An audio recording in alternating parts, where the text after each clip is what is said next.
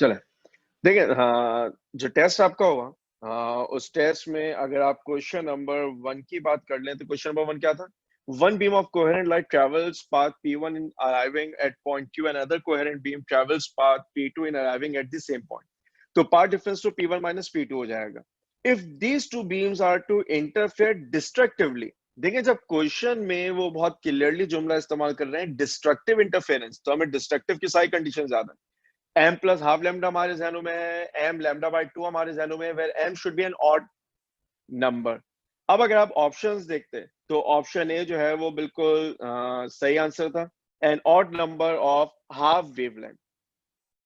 When two waves of same amplitude and frequency but having a phase difference while traveling with the same speed in the same direction meets a point, then देखिए अब यहाँ पर सिर्फ एक छोटी सी बात जो है वो समझ लीजिए.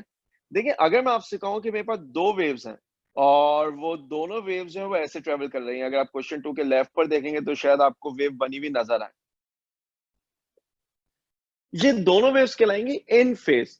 देखिए इन फेज से हमारी मुराद क्या होती है? इन फेज से हमारी मुराद ये होती है कि एक का क्रस्ट है, दूसरे का क्रस्ट है, एक का ट्रफ है, दूसरे का ट्रफ है, एक 0 डिग्री पे है, दूसरा 0 डिग्री पे, एक 180 डिग्री पे, दूसरा 180 डिग्री पे. ये इन फेज का कॉन्सेप्ट है. अच्छा, इन फेज में क्या होगा? अगर एक वेव का एम्पलीट्यूड आपके पास जो है वो y1 है, दूसरे का y2 है, तो रिजल्टेंट वेव का कैसे निकालेंगे? सिंपली ऐड कर देंगे. अच्छा, अगर यही वेव आउट ऑफ फेज हो जाती, यानी अगर आप ब्लू को और रेड को देखेंगे तो ये दोनों आउट ऑफ फेज कहलाएंगे. क्यों आउट ऑफ फेज कहलाएंगे? क्योंकि एक का क्रस्ट है, दूसरे का ट्रफ है, and they are out of phase by 180 degree. अगर दोनों वेव, एक का एम्पलीट्यूड y1 दूसरे का y2 है, तो रिजल्टेंट कैसे निकालेंगे? y1 minus y2. अब अगर आप क्वेश्चन देखें तो क्वेश्चन में कहते हैं कि दोनों वेव का एम्पलीट्यूड सेम है. अगर मैं मान लू कि एक का एम्पलीट्यूड a है तो दूसरे का भी क्या होगा? a. तो कंस्ट्रक्टिव की सूरत में आंसर आएगा 2a, डिस्ट्रक्टिव की सूरत में आंसर आएगा 0. अच्छा, कंस्ट्रक्टिव में आप इन फेज लेते हैं, डिस्ट्रक्टिव में कंप्लीटली आउट ऑफ फेज है. लेकिन क्या हो कि फेज डिफरेंस 0 भी ना हो, फेज डिफरेंस 180 भी ना हो, बल्कि इनके दरमियान हो. तो अब जो एम्पलीट्यूड आएगा वो 2a और 0 के दरमियान का आएगा. तभी अगर आप गौर से देखें तो जो सही आंसर था वो क्या था? There resultant amplitude depends upon the phase difference but frequency will stay the same. क्योंकि जो दोनों वेव की फ्रीक्वेंसी होगी, रिजल्टेंट की फ्रीक्वेंसी भी वो ही रहेगी. मैं एक दफा सारे आंसर्स बता दूं, उसके बाद अगर किसी को कोई ऑब्जेक्शन है, कोई कंफ्यूजन है, तो आप जो है वो बिल्कुल कर सकते हैं. If two waves are in phase have same amplitude, the resultant wave has twice amplitude of single wave. मैंने अभी ये कॉन्सेप्ट जो है वो समझाया. Two waves are coherent if they have, देखिए कोहेरेंसी का ताल्लुक सेम फ्रीक्वेंसी से बिल्कुल है. जब फ्रीक्वेंसी सेम होती है तो वेवलेंथ भी सेम हो जाती है, तो अंडरस्टूड सी बात है. इंपॉर्टेंट क्या था? कोहेरेंस के लिए फेज डिफरेंस का 0 या कांस्टेंट बनना जरूरी है. ठीक. यही वजह है कि अगर किसी ने कहा कि सर ऑप्शन डी सही हो सकता था, सेम फ्रीक्वेंसी एंड वेवलेंथ, तो वो सही नहीं हो सकता. क्यों नहीं हो सकता? क्योंकि जो एक फेज डिफरेंस वाली कंडीशन है वो नजर ही नहीं आ रही. अगर आप ऑप्शन 3 देखें, सी देखें, same frequency, the moment I said same frequency, it's understood कि वेवलेंथ इज आल्सो सेम. ठीक. और कांस्टेंट फेज डिफरेंस मौजूद है. इसका मतलब option C is the best possible answer. ठीक है, ऑप्शन सी जो है वो बेस्ट पॉसिबल आंसर है इस क्वेश्चन के लिए. अच्छा, कोहेरेंसी से मुतालिक एक बात बता दूं, क्योंकि एमकेट अलामा में काफी बच्चों का ये सवाल था.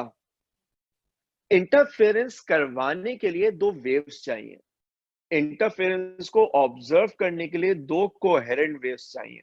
इंटरफेरेंस तो हर जगह हो जाना है. मुझे बहुत क्लियरली याद है, मैंने समझाते हुए जुमला इस्तेमाल किया था कि अगर वेव्स इंटरफेयर करती हैं तो हम बैंड नहीं देख पाते. क्यों?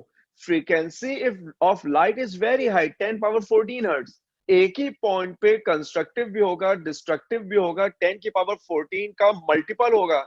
ह्यूमन आई इतना रैपिड चेंज को ऑब्जर्व भी नहीं कर पाती. ह्यूमन आई इतना रैपिड चेंज को ऑब्जर्व भी नहीं कर पाती. आप इंटरफेरेंस ऑब्जर्व नहीं कर पाएंगे. ठीक. अगर आज आपने इंटरफेरेंस को ऑब्जर्व करना है तो इंटरफेरेंस को ऑब्जर्व करने के लिए आपको जो चीज रिक्वायर्ड होगी, that should be coherent light. तो कोहेरेंसी इंटरफेरेंस की रिक्वायरमेंट नहीं है. कोहेरेंट वेव इंटरफेरेंस को ऑब्जर्व करने की रिक्वायरमेंट है. ठीक. In double slit experiment, bright band is formed on the screen. The wave reaching the screen are out of phase, ये गलत है. The wave reaching the screen are in phase, ये बिल्कुल सही है. Wave reaching the screen have path difference of half wavelength, ये गलत है. Wave reaching the screen have path difference equal to even multiple of half wavelength, ये सही है. तो इस एतबार से 2 और 4 दोनों जो है वो सही हो जाएंगे. 6. If the resultant intensity of interfering wave is 0 or less than intensity of individual wave, then the type of interference is destructive. Obvious सी बात है. अगर completely out of phase होंगे, completely cancel कर देंगे, resultant 0 है. लेकिन अगर resultant individual से कम आ रहा है, तो इसका मतलब wave का impact enhance नहीं हो रहा, decrease हो रहा है, subsidize हो रहा है. तो इसके लिए interference का destructive होना जरूरी है. When a light wave enters into a medium of different optical density, शायद वेव का जो पहला टेस्ट है ना, उसमें भी इसी कॉन्सेप्ट का क्वेश्चन मैंने पूछा था. जब लाइट अपना मीडियम चेंज करती है, उसकी स्पीड चेंज होती है, उसकी वेवलेंथ चेंज होती है, frequency of a wave is it's characteristic constant. Wave की फ्रीक्वेंसी चेंज नहीं होगी, वो सोर्स डिपेंडेंट है, किस सोर्स से वो एमिट हुई. Light of wavelength 600 nanometer falls on a double slit and the third order bright fringe is seen at an angle of 30. What is the separation between the double slits? देखें, इसे solve करने के लिए जो formula आप use करेंगे, क्योंकि बात हो रही है ब्राइट की, तो m lambda equal d sine theta. जो वैल्यूज पुट कर दीजिए. थर्ड ऑर्डर की बात हो रही है तो 3 आएगा. लैम्डा आपको गिवन है 600 नैनोमीटर, 10 पावर माइनस 9. डी हमारे पास अननोन है, साइन ऑफ 30. अब आपने इसे मल्टीप्लाई करने. देखे, प्रिंजिंग वाले बच्चों को मैं बार बार ये बात कहता हूँ कि आपको तो ये अरिथमेटिक सिखाने का मतलब है कि आप सूरज को चिराग दिखा रहे हैं. आप में से हर बच्चा इतना कैपेबल, इतना अहल होगा कि वो इस कैलकुलेशन को कर सके. मैं फिर भी अपने इत्मीनान क़ल्ब के लिए, कि मैंने बता दिया, मैं कर देता हूँ. देखिए, 3 into 600 करेंगे तो ये आंसर क्या आ जाएगा, 1800 exponent minus 9 is equal to d sine theta. आपको याद है साइन 30 इज 0.5, दो सीधा वाके डिवाइड हो जाएगा. मैं बार बार एक जुमला इस्तेमाल करता हूं कि जब भी कोई चीज 0.5 से डिवाइड होती है, वो डबल हो जाती है. तो जब आप 1800 को डबल करेंगे, तो वो 1800 को डबल करने पे वो क्या बन जाएगा, 3600 एक्सपोनेंट माइनस 9 इक्वल डी. तो डी इक्वल आपके पास 3.6 एक्सपोनेंट माइनस 6 मीटर जो है वो आंसर आ जाएगा, यानी ऑप्शन बी. ठीक है, 8 एमसीक्यूज थे, मैंने 8 डिस्कस कर लिए. अगर किसी भी बच्चे के जहन में जो है वो कोई कंफ्यूजन है किसी भी एमसीक्यू में, फील फ्री टू आस्क.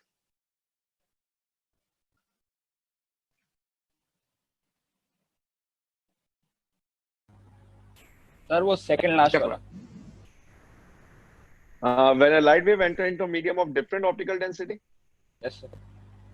अच्छा, अगर मैं आपसे बोलूं कि एक ब्लू लाइट जो है वो ग्लास के अंदर एंटर हुई, क्या वो अपना कलर चेंज कर लेगी? नहीं. ब्लू ब्लू रहेगी. कलर डिपेंड करता है फ्रीक्वेंसी के ऊपर. सिर्फ क्या होगा, लाइट रेयर से डेंसर में आई है तो it will be slower, it will slow down, उसकी स्पीड कम हो जाएगी. v is equal to f lambda होता है. ठीक, v कम होने का मतलब है कि लैम्डा क्या होना चाहिए, कम. f अपनी जगह पे क्या रहेगा, कांस्टेंट रहेगा. ठीक, शायद आपको याद हो मैंने न्यूटन रिंग में रिफ्रैक्टिव इंडेक्स का फॉर्मूला पढ़ाया था, wavelength in air divide by wavelength in medium. ठीक, क्योंकि वेवलेंथ चेंज होती है. और वेवलेंथ क्यों चेंज होती है, क्योंकि स्पीड ऑफ वेव चेंज हो जाती है. फ्रीक्वेंसी कांस्टेंट है. जब तक सोर्स चेंज नहीं होगी, फ्रीक्वेंसी चेंज नहीं होगी. और शायद पहले भी किसी ने पूछा था, मैंने सेम एग्जांपल दी थी, मैं दोबारा कोट कर देता हूं. आज के दौर में तमाम सैटेलाइट कम्युनिकेशन जो सेलुलर है, बेसिकली जो आप सेलफोन यूज कर रहे हैं, जो आप डिजिटल चैनल अपने टीवी पे देख रहे हैं, वो सारी इसी अजम्पशन पर है. हर चैनल को, हर टेलीकॉम कंपनी को एक फ्रीक्वेंसी की बैंडविड्थ असाइंड है कि यहां से यहां तक की फ्रीक्वेंसी आप यूज करेंगे. वो फ्रीक्वेंसी आप कोई और यूज नहीं कर सकता, जिससे आप डिस्टिंग्विश करते हैं कि इस वेव का कैरियर कौन होगा, इसका कौन होगा. एनीवेज, अगर किसी और के जहन में कोई भी कंफ्यूजन है तो आप जो है वो बिल्कुल क्वेश्चन कर सकते हैं.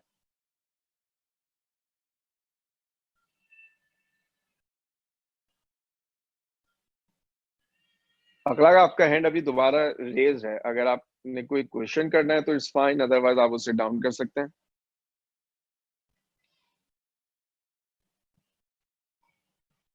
ठीक। अच्छा, एक एक छोटी सी बात दोबारा अर्ज कर दूं, उसके बाद जो है वो आगे बढ़ जाऊंगा, क्योंकि हम एक ही चीज बार बार करना जो है ना वो अच्छा नहीं लगता। ठीक है, पहली बात ये कि गूगल क्लासरूम पे जो पेपर है उनको अटेम्प्ट कीजिए। ठीक है। हाँ, एक आध बच्चे उसमें नामालूम अफराद थे। ठीक है, कुछ अजीबो गरीब किस्म के जो है वो नामों से वो साइन इन हुए हुए थे। तो जब मैंने उनका ईमेल एड्रेस चेक किया तो कुछ मुझे जाने पहचाने लगे, वो ठीक थे। कुछ मुझे रैंडमली एक आध अजीब से लगे, तो मैंने उनको जो है वो डिलीट कर दिया। अगर वो कोई आप में से खुश नसीब था जिसको मैंने डिलीट कर दिया, तो आप मुझे मैसेज करके अपनी ईमेल आईडी सेंड कर दें, मैं आपको दोबारा ऐड कर दूंगा। ठीक, पहली बात। दूसरी बात, हाँ, अपना कैमरा ऑन रखने की आदत डालिए, ताकि हम इस बात को इंश्योर कर सकें कि क्लासेस वैसी हो रही हैं जैसी आप डिजर्व करते हैं, जैसी हम लेना चाहते हैं। एक इंटरेक्शन होता है टीचर स्टूडेंट का, तो अच्छा लगता है। ठीक है, अब मेरे ख्याल से एक वीक हमें हो चुका कैमरे के साथ क्लासेस लेते हुए, और एक ही वीक से हम ये सारी बातें बार बार कर रहे हैं। शायद नेक्स्ट वीक तक और करूंगा, और उसके बाद फिर नहीं करूंगा। तो उसके बाद फिर मैं जो हूँ वो अपना भी कैमरा बंद कर दूंगा।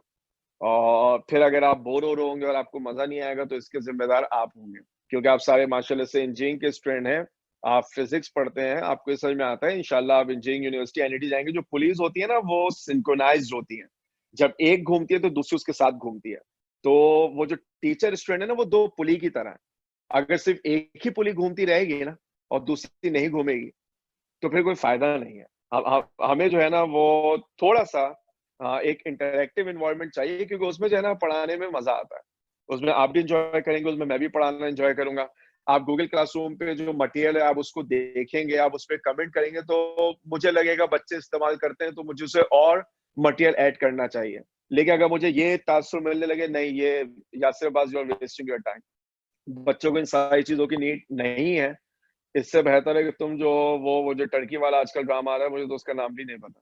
मैं वो जो उसका सीजन 1 पूरा देखना शुरू कर दूंगा, बजाय इसके कि मैं आपके लिए टाइपिंग करूं और इतनी मेहनत करूं। तो हम भी जो है वो ड्रामा देख लेंगे। तो जिस तरह टीचर बच्चों को कुछ सिखा सकता है ना, बच्चे भी टीचर को बहुत कुछ सिखा देते हैं। आप जितना पार्टिसिपेट करेंगे, टीचर उससे ज्यादा पार्टिसिपेट करेगा। अगर आप रिलैक्स हो जाएंगे, स्लो हो जाएंगे, तो फिर टीचर बोलेगा ये तो ऐसे ही है, हमें भी ऐसे ही हो जाना चाहिए। ठीक, बहरहाल, अगर किसी के जहन में कोई कंफ्यूजन नहीं है, देखिए लास्ट टाइम हमने गालिबन माइक्रोस इंटरफेरोमीटर पढ़ लिया था। मैंने गूगल क्लासरूम पे माइक्रोस इंटरफेरोमीटर की दो वीडियोस डाली, एक एनिमेशन है और एक एक्चुअल इंस्ट्रूमेंट है कि माइक्रोस इंटरफेरोमीटर यूज कैसे होता है।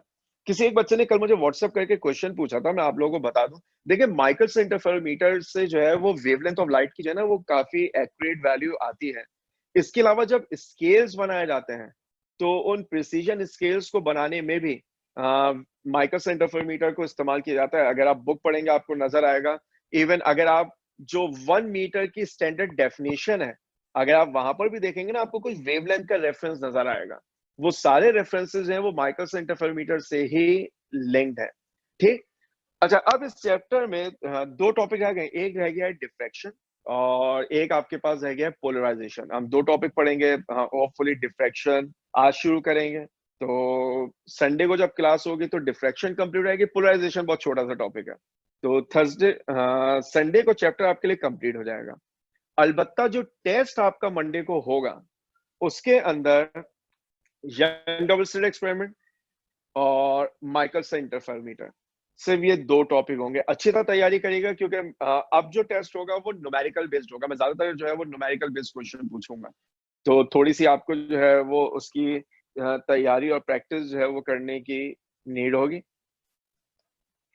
चलें, देखिए, हाँ, अब जो हमारा अगला टॉपिक है वो है डिफ्रैक्शन। अब बहुत सारे लोग इसको डायफ्रैक्शन कह देते हैं, क्योंकि मैं जो वो वेबस्टर फॉलो करता हूँ। तो अगर आप वेबस्टर कभी पढ़ेंगे और उसमें वॉइस का ऑप्शन होता है, आप तो सारे स्मार्ट फोन वाले बच्चे हैं, वेबस्टर डिक्शनरी डाउनलोड कर लें, तो वो डिफ्रैक्शन बिल्कुल सही टर्मिनोलॉजी है।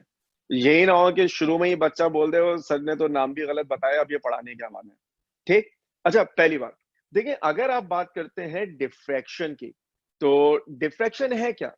डिफ्रैक्शन वेव का कैरेक्टरिस्टिक है, और वेव के इस कैरेक्टरिस्टिक को हम नाम देते थे किसका? बैंडिंग ऑफ लाइट की। अच्छा, ये जो बैंडिंग ऑफ लाइट है ना, ये शायद हमारे इंटर में तो जुमला चल जाता है, कैम्ब्रिज में तो शायद वो इसे कैटेगोरिकली जो है वो गलत मार्क कर देते हैं। जब आप जुमला इस्तेमाल करते हैं डिफ्रैक्शन, तो डिफ्रैक्शन का मतलब होता है स्प्रेडिंग ऑफ लाइट, लाइट का किसी ऑब्स्टिकल या नैरो ओपनिंग के अक्रॉस फैलना। देखिए फैलने से क्या मुराद है, याद है जब हम सिंगल स्लिट की बात कर रहे थे तो हमने कहा था कि अगर आपके पास, फर्ज कर लें एक वॉल है, पहले मैं आसान एग्जांपल दे देता हूँ, इस वॉल के इस तरफ वाटर मौजूद है, ठीक। अगर इस वॉल के अंदर एक नैरो ओपनिंग बना दी जाए तो क्या होना चाहिए, क्या वाटर को बिल्कुल स्ट्रेट लाइन में चले जाना चाहिए, या वाटर इस होल से बाहर निकल के स्प्रेड होगा? तो कॉमन सेंस ये कहता है कि वाटर जो है वो स्प्रेड हो जाएगा, वाटर फैल जाएगा। ये जो फैलना है ना, इसका नाम डिफ्रैक्शन है। यानी जब आपने यंग डबल स्लिट एक्सपेरिमेंट पढ़ा और आपने कहा कि आप एक लाइट सोर्स अगर जो है वो लाइट सोर्स दें और उस लाइट सोर्स के सामने एक नैरो ओपनिंग रख दें, तो क्या होता था, वो एक वेवलेट जो होता था वो फैलता था, वो बड़ा हो जाना शुरू हो जाता था। ये फिनोमेना हमारे पास क्या कहलाता है, ये डिफ्रैक्शन कहलाता है, ठीक। अच्छा, साउंड का डिफ्रैक्शन तो बड़ा कॉमन है। साउंड का डिफ्रैक्शन आप कहां पर ऑब्जर्व करते हैं? देखें अभी आप एक जगह पर बैठे हुए आप क्लास ले रहे हैं, ऑनलाइन क्लास में हम सबको एक दूसरे को थोड़ी सी स्पेस देनी चाहिए इस मामले में कि कभी कभार आपको बैकग्राउंड नॉइज जो है वो सुनाई देगी। हो सकता है आप क्लास ले रहे होंगे, आपके घर जो है वो सब्जी वाला आ गया या कोई और आ गया, तो उसकी आवाज मैं सुन सकता हूँ, मुझे पता होगा आज आपने घर में क्या खरीद लिया। और हो सकता है कि मेरे घर में जब मेरे बच्चे रोते हो तो आप उनकी आवाज सुन के जो है वो बोलते हो कि आज तो क्लास में कुछ अच्छा सुनने को मिला। तो ये सब डिफ्रैक्शन की एग्जांपल है। वेव कभी स्ट्रेट ट्रेवल नहीं करती। देखें, हाँ, अगर अगर आप में से वो बच्चे जो सेंटर में क्लासें लेते रहे वो इस बात से एग्री करेंगे, या आप अपने कैंपस में स्कूल में जब क्लास लेते हो कि आप क्लास में बैठे होते हैं, आप बाहर की आवाजों को सुनते हैं। वो बाहर की आवाजों को आप सुनते कैसे हैं? देखिए मैं यहाँ आकर बैठ के बोलता हूँ तो वेव, एक आइडिया ये है कि वेव को स्ट्रेट जाना चाहिए, लेकिन क्या होगा अगर वेव के सामने एक ऑब्स्टिकल आया, तो वेव जैसी इसको एज को हिट करेगी तो इसके अक्रॉस क्या हो जाएगी, बैंड। वो इसके अक्रॉस क्या होगी, बैंड। अब इसकी डायरेक्शन क्या होगी, चेंज। अब वेव इस तरफ जाना शुरू करेगी। इस डिफ्रैक्शन की बहुत सारी एग्जांपल हो सकती हैं। अगर आप अपार्टमेंट्स में रहते हैं, आप first floor, second floor, third floor पे रहते हैं, तो आपको रोड पर चलने वाली गाड़ी की आवाजें सुनाई देती हैं। ये डिफ्रैक्शन ऑफ साउंड की एग्जांपल हो सकती है। आप अपने रूम में बैठे हुए हैं, आपको जो है वो किसी दूसरे रूम की आवाज जो है वो सुनाई दे रही है, वो डिफ्रैक्शन ऑफ साउंड की एग्जांपल है। क्यों? क्योंकि डिफ्रैक्शन की सिर्फ एक ही कंडीशन है। क्या आप में से कोई बच्चा मुझे ये बता सकता है कि सर डिफ्रैक्शन करवाने के लिए इस कंडीशन का फुलफिल होना जरूरी है? आप में से कोई भी एक बच्चा, sir this is the necessary condition for diffraction. Ji.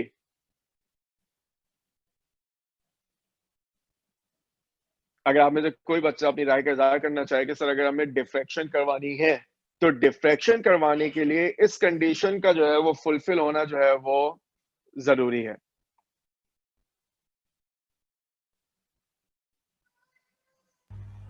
Sir मतलब वो बिल्कुल जी बारीक अकबर। नैरो ऑब्जेक्ट होना चाहिए, मतलब सर वो पॉइंटेड ऑब्जेक्ट होना चाहिए, बारीक होना चाहिए जिससे जहाँ से हाँ डिफ्लेक्शन हो। हाँ, कितना पॉइंट है? एक्सपोनेंशियल माइनस यानी 7 की रेंज। अगर मैं आपसे बात करूं कि इसकी एजेस भी बड़ी शार्प हैं, तो क्या इसके अक्रॉस डिफ्रैक्शन हो जाएगी? हाँ जी हम सर। थ्योरी में एक लिंक पढ़ते थे। चले मैं बताता हूँ। वैसे 1 लाख का जवाब जो है वो अपनी जगह बिल्कुल जो है वो सही है। मैं थोड़ा सा और क्लियर कर देता हूँ। कहते हैं कि डिफ्रैक्शन करवाने के लिए जो ऑब्स्टिकल है, उसकी जो शार्पनेस है, उसकी जो थिकनेस है, वो वेवलेंथ ऑफ लाइट से कंपेरेबल होनी चाहिए, वेवलेंथ ऑफ वेव से कंपेरेबल होनी चाहिए। देखिए साउंड का डिफ्रैक्शन आप क्यों ऑब्जर्व कर पाते हैं? क्योंकि साउंड की वेवलेंथ मीटर्स में होती है। 0.5 मीटर, 0.6 मीटर, 0.8 मीटर, 1 मीटर, इतनी वेवलेंथ तो होती है, ठीक। और कितनी वेवलेंथ हो सकती है? देखिए आपने कराची में तो बड़ा कॉमन है कि गाड़ियों के पीछे जो है वो एरियल लगे हुए होते हैं, 2 गार्ड बैठे हुए होंगे। वो जो एरियल की लेंथ है ना, वो लेंथ बेसिकली उस वेव लेंथ को रिप्रेजेंट करती है जो ये एरियल अटेन या रिसीव करने वाला है। तो आप अंदाजा लगा लें वो वेवलेंथ कितनी बड़ी हो सकती है। हमारी डेली लाइफ में ऐसे ऑब्जेक्ट्स मौजूद हैं जिनकी जिनकी थिकनेस वेवलेंथ ऑफ साउंड से कंपेरेबल है। यही वजह है कि साउंड का डिफ्रैक्शन ऑब्जर्व करना हमारी जो है वो ऑब्जर्वेशन में है। लेकिन अगर आप लाइट की बात करेंगे तो अब विजिबल लाइट की वेवलेंथ कितनी होती है, शायद आपको याद हो, 4 एक्सपोनेंट माइनस 7 मीटर से 7 एक्सपोनेंट माइनस 7 मीटर, जिसको आप 4000 एंगस्ट्रॉम से 7000 एंगस्ट्रॉम कहते हैं।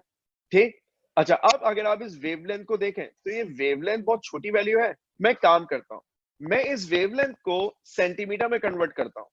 तो अगर आप इसको सेंटीमीटर में कन्वर्ट करेंगे तो क्या बन जाएगा, 4 एक्सपोनेंट माइनस 5 सेंटीमीटर, क्योंकि 1 मीटर में 100 सेंटीमीटर होते हैं, 100 से मल्टीप्लाई कर दीजिए।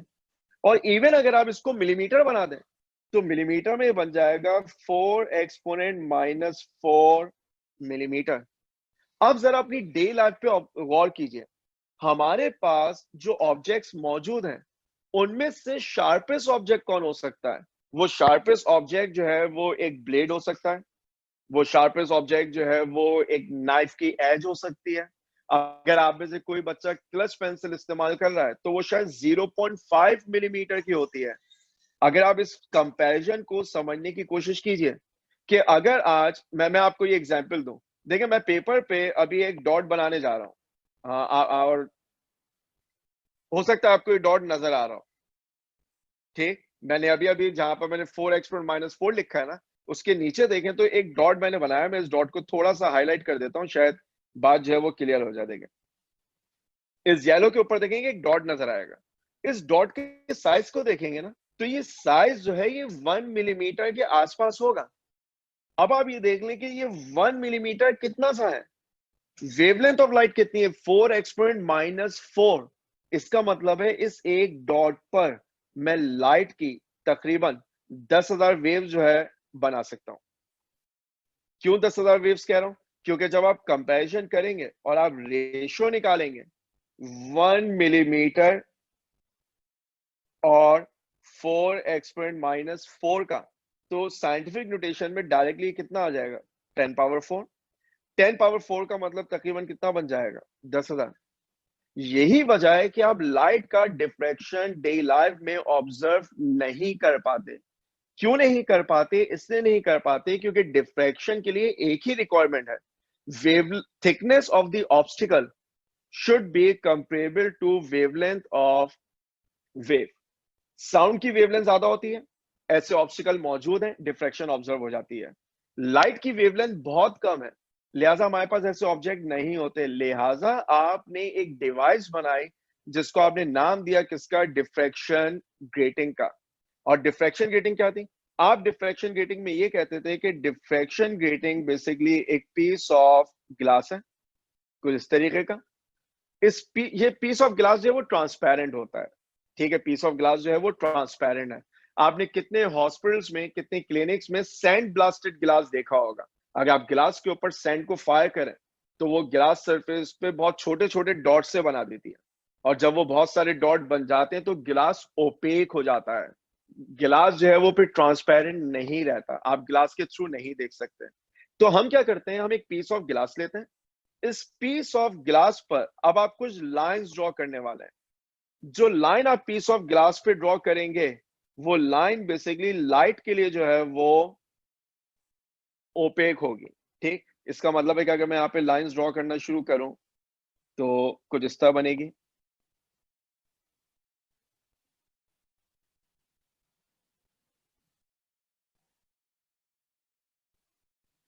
अच्छा, मैं पूरा ये फिल नहीं करने वाला, सिर्फ समझाने के लिए जो है वो बात बता रहा हूँ। ये जो लाइंस बनी हुई है, ये जो मैं डार्क लाइंस बना रहा हूं, ये डार्क लाइन बेसिकली लाइट के लिए ओपेक है। ठीक है, और इन दो डार्क लाइन के दरमियान का जो हिस्सा है वो लाइट के लिए क्या है, ट्रांसपेरेंट। ठीक, अब ये जो ट्रांसपेरेंट रीजन है ना, ये नैरो स्लिट के तौर पे बिहेव करेगा। ये जो ट्रांसपेरेंट मीडियम है ये नैरो स्लिट के तौर पे बिहेव करेगा। अब सुनने में लगता है कि डिफ्रैक्शन ग्रेटिंग बनाना बड़ा आसान काम है, तो ऐसा नहीं है। क्यों ऐसा नहीं है, क्योंकि आपको कम से कम 1 सेंटीमीटर में 2000 लाइनें बनानी पड़ेंगी। अब 1 सेंटीमीटर में 2000 लाइनें बनाना कोई आसान काम नहीं है। आप ऐसे सोचे ना, 1 सेंटीमीटर का मतलब कितने मिलीमीटर होते होंगे, 10 मिलीमीटर। अगर आज क्लच पेंसिल जो है वो 0.5 मिलीमीटर डायमीटर की है तो आप 1 सेंटीमीटर में 20 लाइनें बना सकते हैं, इससे ज्यादा नहीं बना सकते। आपको कितनी बनानी है, 2000 लाइनें बनानी है। तो ये इतना आसान काम नहीं है, ये लेजर के थ्रू किया जाएगा या किसी और तरीके से किया जाएगा। आप इसको ऐसे नहीं कर सकते कि आपने जो है वो प्रैक्टिकल लैब से ग्लास से जो है वो गायब किया और घर में बैठ के स्केल से उसके ऊपर लाइनें बना दी। ऐसा नहीं होता, क्योंकि आपको 1 सेंटीमीटर में कम से कम 2000 लाइनें बनानी है। क्यों? क्योंकि डिफ्रैक्शन ग्रेटिंग में एक क्वांटिटी है जिसका नाम आप में से मेजॉरिटी को याद भी होगा, जिसको हम नाम देते थे क्या? Grating element. अगर आप ग्रेटिंग एलिमेंट की बात करें तो वो बराबर होता था किसके? डी के। और इसका फॉर्मूला होता था एन डिवाइडेड बाय एल। क्या आपने नंबर ऑफ, इनफैक्ट अगर आपने जो है वो ग्रेटिंग एलिमेंट जो है वो डी निकालना है तो वो फॉर्मूला आपके पास क्या होगा? L divided by N. कि आपने कितनी लाइंस कितने डिस्टेंस में बनाई। अगर मैं कहता हूं कि मैं 1 सेंटीमीटर में 2000 लाइनें बना रहा हूं, तो 1 सेंटीमीटर का मतलब कितने मीटर होता है? 0.01, क्योंकि मैं ऐसा यूनिट इस्तेमाल करने का आदी हूं। कितनी लाइनें मैंने बनाई थी? 2000। जरा 0.01 को 2000 से डिवाइड कीजिए। आप तो अल्हम्दुलिल्लाह सारे एमकेट वाले हैं, आप डायरेक्टली बता देंगे कि सर 5 एक्सपोनेंट माइनस 6 आंसर आएगा। ठीक। अगर ये 5 एक्सपोनेंट 6 है, विजिबल लाइट का ऑर्डर क्या होता है? 10 पावर माइनस 7। ये -6 और -7 का रेशियो 1:10 का है। This is comparable. अगर आज आपने विजिबल लाइट का डिफ्रैक्शन ऑब्टेन करना है तो you need a diffraction grating, और उस डिफ्रैक्शन ग्रेटिंग में कम से कम 1 सेंटीमीटर में कितनी लाइंस होनी चाहिए? 2000 लाइंस होनी चाहिए। ठीक है। ग्रेटिंग एलिमेंट कैसे निकालते हैं? L divided by N, where L is length, N is number of lines. अगर वो आपसे बोले कि हमने 2 सेंटीमीटर में 8000 लाइन बनाई, तो आप लेंथ में 0.02 पुट करेंगे, नंबर ऑफ लाइंस आप 8000 पुट कर रहे होंगे। अच्छा, अब ये जो ग्रेटिंग एलिमेंट है इसकी पावर है 10 पावर माइनस 6। आप इसकी मदद से लाइट का डिफ्रेक्शन ऑब्टेन कर सकते हैं, क्योंकि विजिबल लाइट की वेवलेंथ 10 पावर माइनस 7 की होती है। एक्सरे की वेवलेंथ का ऑर्डर क्या होता है? आप केमिस्ट्री में भी पढ़ते हैं, आपने मॉडर्न फिजिक्स में भी पढ़ लिया होगा, और शायद बहुत से बच्चों को याद हो। किसी को याद है एक्सरे की वेवलेंथ का ऑर्डर क्या होता है?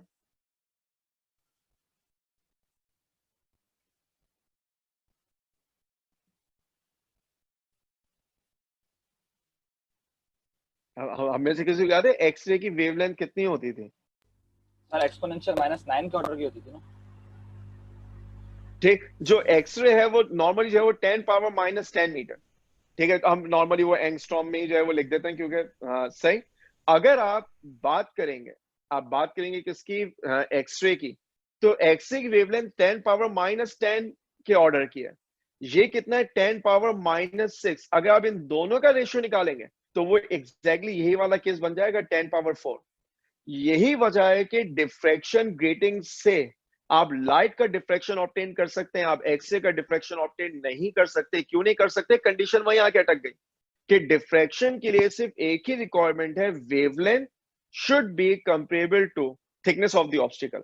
अब डिफ्रैक्शन ग्रेटिंग में जो ग्रेटिंग एलिमेंट है वो 10 पावर माइनस 6 है।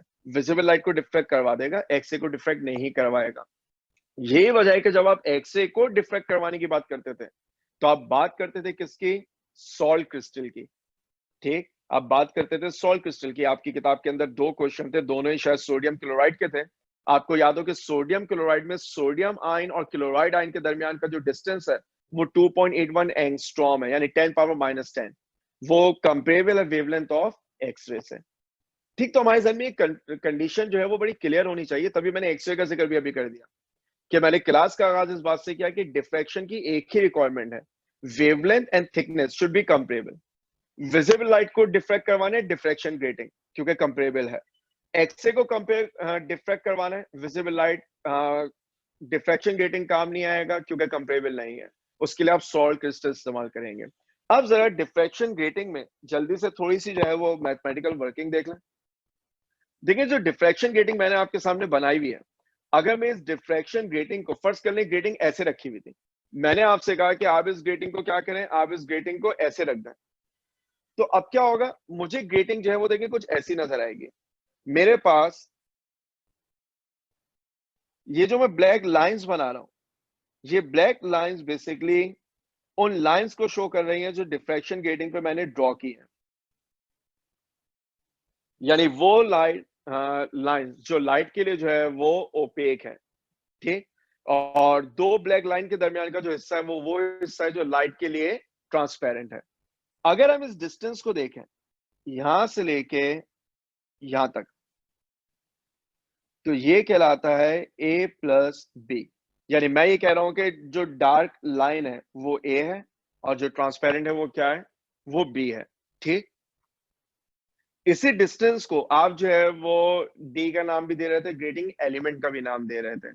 अब यहाँ पे होता क्या होगा, देखिए मेरे पास एक रे ऑफ लाइट है जो ट्रेवल करेगी, लेट से वो रे ऑफ लाइट ट्रेवल कर रही थी, जैसे उसने इस एज को हिट किया तो वो स्प्रेड आउट होगी, जब वो स्प्रेड आउट होगी तो वो कुछ इस तरह ट्रेवल करेगी। मेरे पास एक और रे ऑफ लाइट है जो यहां पर आई, उसने इसे इधर हिट किया, वो बैंड हुई, वो कुछ ऐसे ट्रेवल करेगी, ठीक। अच्छा, क्योंकि दोनों वेव अलग अलग ट्रेवल कर रही है, इंटरफेरेंस नहीं होगा। इंटरफेरेंस कब होगा, जब दो वेव मीडियम के एक पॉइंट से एक साथ गुजरना चाहेंगी। तो शायद आपको याद आए कि आप क्या करते थे, आप इनके रास्ते में एक कॉन्वेक्स लेंस आके रखते थे,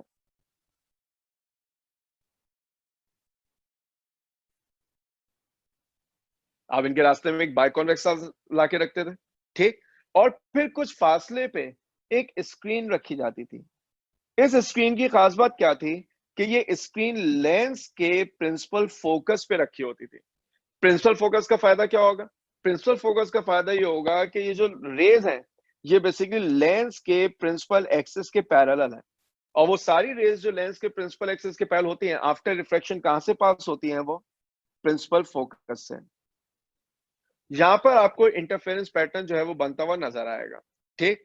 अब मेरे पास दो बीम है, एक है पर्पल वाली जिसके डिस्टेंस को मैं नाम दे देता हूं R1, एक है मेरे पास ऑरेंज वाली जिसको मैं कह देता हूं R2।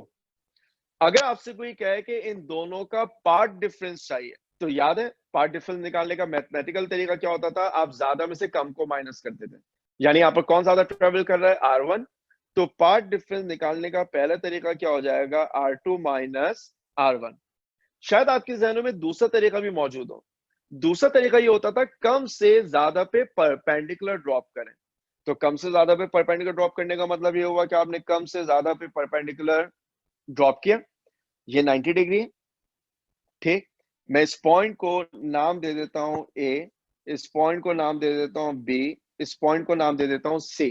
तो आप में से हर बच्चे को ये करना चाहिए, जो ए से सी तक का डिस्टेंस है, ये जो ए से सी तक का डिस्टेंस है, ये ए से सी तक का डिस्टेंस हमारे लिए क्या कहलाएगा, पार्ट डिफरेंस।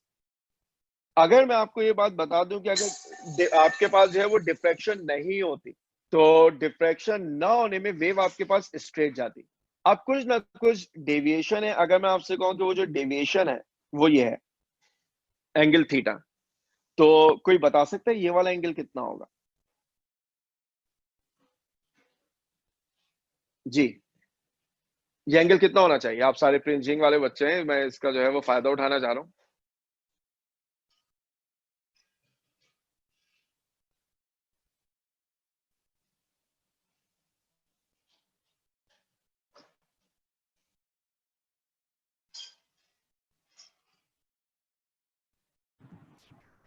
सर जी 90 सर, माइनस थीटा।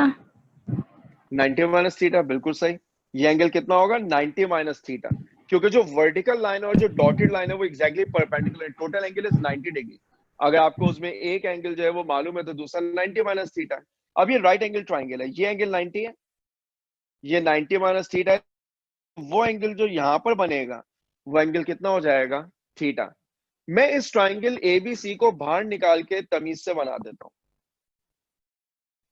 जैसे मैंने इसको तमीज से बनाया तो अब मेरे पास ट्राइंगल है ए, उसके बाद बी, और उसके बाद सी। पार्ट डिफरेंस ए से लेके सी तक है, आप फिगर देख सकते हैं, ठीक। बी के ऊपर जो एंगल बन रहा है वो कितना है, थीटा। और ए से लेके बी तक का जो डिफरेंस है, डिस्टेंस है, वो मेरे लिए क्या है, ग्रेडिंग एलिमेंट यानी डी। अब किसी भी राइट एंगल ट्राइंगल में 90 के सामने होता था हाइपोटेन्यूज, थीटा के सामने होता था परपेंडिकुलर, जो साइड बच गई वो क्या है, बेस।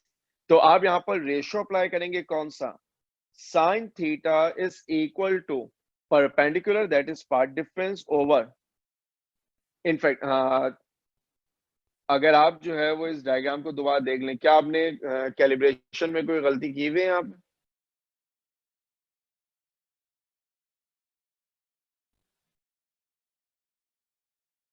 हमारे पास ए से लेके सी तक जो है वो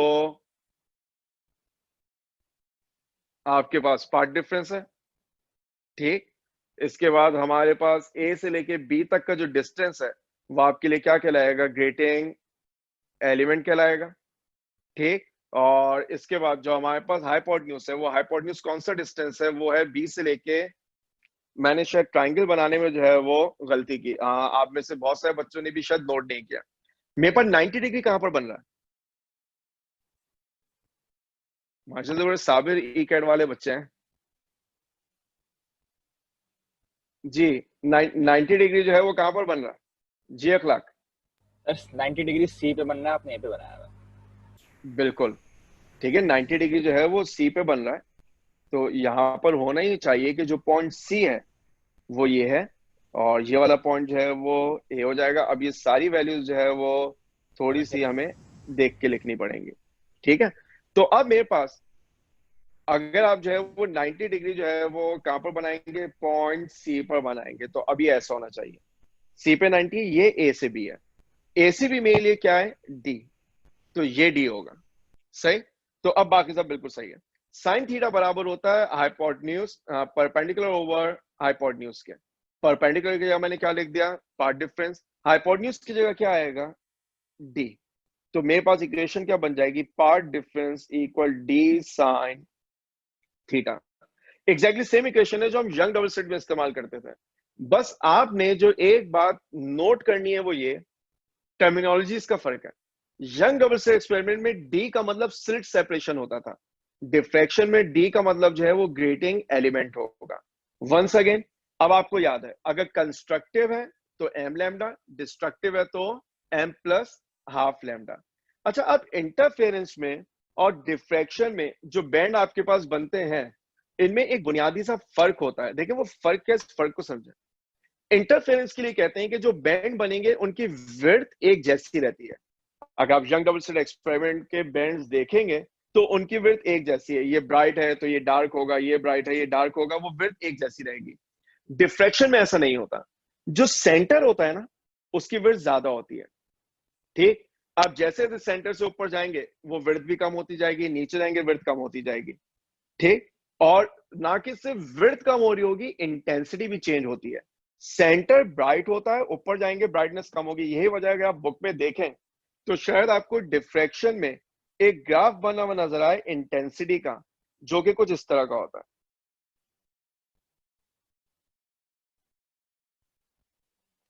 ये जो पीक आपको नजर आ रही है, देखिए ये इंटेंसिटी है। फर्ज कर ले, मैं मान लो कि ये एक्स एक्सिस पे इंटेंसिटी चल रही है, तो इसका मतलब है यहाँ पर इंटेंसिटी ज्यादा है, यहाँ पर इंटेंसिटी और कम हो गई, यहाँ पे इंटेंसिटी और कम हो गई। ये इंटेंसिटी कम होती चली जाएगी। जो डिफ्रैक्शन है उसमें जो बैंड्स होते हैं उनकी इंटेंसिटी भी कम हो जाती है, उनकी विड्थ भी क्या हो जाती है? कम हो जाया करती है। जबकि इंटरफेरेंस में जो बैंड्स बनते हैं उनकी विड्थ भी एक जैसी होती है, और वो जितने ब्राइट होंगे, अगर आप उन ब्राइट को देखेंगे तो उन सबकी इंटेंसिटी ऑलमोस्ट जो है वो बिल्कुल एक जैसी ही होगी। पहली बात। डिफ्रैक्शन में मुझे याद नहीं पड़ता कि कभी भी इंटर में आपने जो है वो डिस्ट्रक्टिव की बात की हो। इवन क्वेश्चन भी जब आता था तो वो डिस्ट्रक्टिव कंस्ट्रक्टिव लफ्ज इस्तेमाल ही नहीं करते। वो अंडरस्टूड है कि जब भी डिफ्रैक्शन में क्वेश्चन आएगा आप हमेशा जो है वो कंस्ट्रक्टिव के हवाले से चलेंगे, आप हमेशा m lambda equal d sine theta इस्तेमाल करेंगे, ठीक। अच्छा, डिफ्रैक्शन में जब आप बात करेंगे तो अब मैं सिर्फ जल्दी से समराइज कर दूं वो बातें जो आपको याद होनी चाहिए। नंबर वन, अगर आप डिफ्रैक्शन ऑफ लाइट करवाना चाहते हैं तो थिकनेस ऑफ द ऑब्स्टिकल और वेवलेंथ को कंपेरेबल होना चाहिए, जिसके लिए आपने ग्रेटिंग डिफ्रैक्शन ग्रेटिंग बनाया। ग्रेटिंग एलिमेंट कैसे निकालते हैं? Length divide by number of lines. Path difference होता है डी साइन थीटा, और m lambda equal d sine theta, ठीक। अगर सवाल में उन्होंने कभी डिस्ट्रक्टिव कह दिया तो आप एम प्लस हाफ लैम्डा बिल्कुल लिख सकते हैं। मैं सिर्फ वो बात कर रहा हूं जो फर्स्ट ईयर में आपने ट्रेंड फॉलो किया, वो हमेशा सिर्फ कंस्ट्रक्टिव की बात कर रहे होते थे। अगर आप डिफ्रैक्शन की टाइप्स की बात करेंगे तो आपने दो टाइप पढ़ी, एक होती थी फ्रेस्नेल और एक होती थी फ्रॉनहोफर। अगली क्लास में डिस्कस करेंगे क्योंकि आपको शायद अभी नमाज ब्रेक भी देना होगा। ठीक, तो हम जो है वो अगली क्लास फ्रेस्नेल फ्रॉनहोफर से स्टार्ट करेंगे, कुछ डिफ्रैक्शन के क्वेश्चन करेंगे। ठीक, हाँ, तो यहाँ से मैं कंटिन्यू करूंगा अगली क्लास में। लेकिन अगर इधर तक की वर्किंग में किसी के जहन में कोई कंफ्यूजन है तो आप जो है वो बिल्कुल पूछ सकते हैं।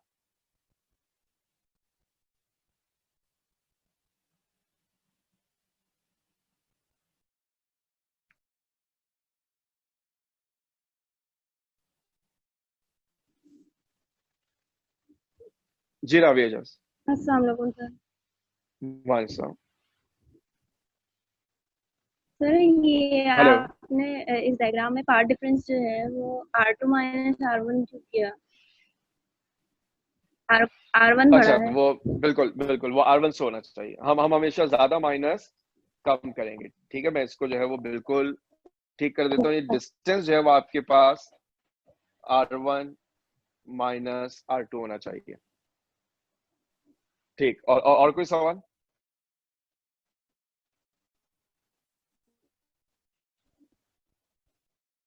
हाँ, राविया जब आप शायद बोल रहे हैं कि मैं आपको सुन नहीं पा रहा हूँ।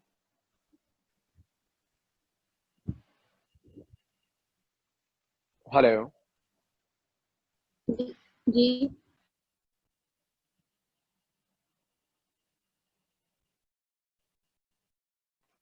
हाँ, मेरे ख्याल से राविया आप कुछ पूछ रहे थे, आपकी आवाज मुझे नहीं आ रही थी। अगर आपके जहन में कोई क्वेश्चन है तो आप पूछ सकते हैं बिल्कुल।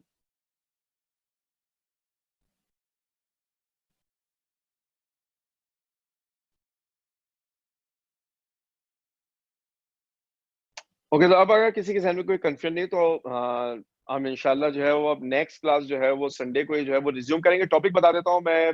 फ्रेस्नेल फॉर ऑफर डिफ्रैक्शन पढ़ाऊंगा, पोलराइजेशन ऑफ लाइट पढ़ाऊंगा। होपफुली इस चैप्टर का जो है वो लास्ट सेशन होगा।